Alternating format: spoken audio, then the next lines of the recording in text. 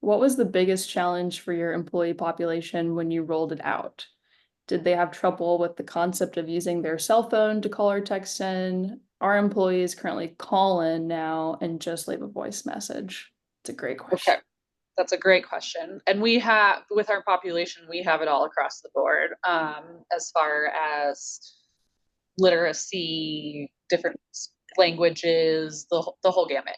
Um, we have not gotten pushback as far as phones because they still have the ability to call in. I am really pushing text messaging more so because it's very clear versus when they're calling in, there's an IVR. So there is a translation basically. And so it's just here's like a kind of little fun thing. And one of my employees I know is on this call, so she's gonna get a kick out of this. So this one guy called it, he was like he was just my habitual example of someone, and like insights tells you who calls in the most, so I could see that this guy was like a call, and he would use the IVR, so it would say like he would just call in sick, but it would say six or sick, and one time he said he was thick, and I was all, oh, he's thick.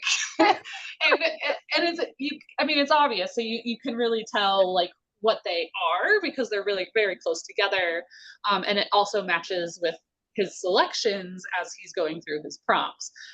But I do think the texting is significantly nicer flowing and very easy to read, and they have the ability to write everything in, and there's no like cutoffs and timings and things like that. So there was a little bit of a shift in that, but they are more than welcome to call. They can call from any phone, they can call from any landline. So that's my backup situation.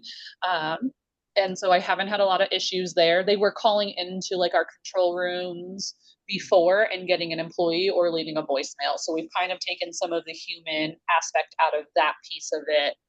Um, and that was crucial. And actually, that's actually a good thing that we added because we would then have somebody on a radio. And of course, I'm going to use a ridiculous situation. And it would be like, Caroline has the sniffles. And then it's like, oh, don't be around Caroline, like that type of like HIPAA protected information that you don't want going Yeah. across the radio type of thing. So it really is starting to control where things are for each people. I think with the union, I think a lot of what helped us is having that pre-meeting with the union representatives first.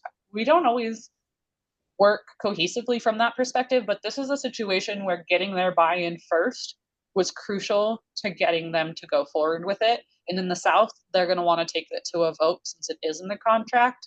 Mhm. And so we're going to do something very similar. We're going to sit down with all those union stewards, talk through all of their concerns because their concerns are real, but I can also see where this advantages them. So I want to show them that advantage before they kind of make their I guess their stance. And then when we go to roll it out, if that's what we're going to do or if they vote it in, then they're there to support us as the company.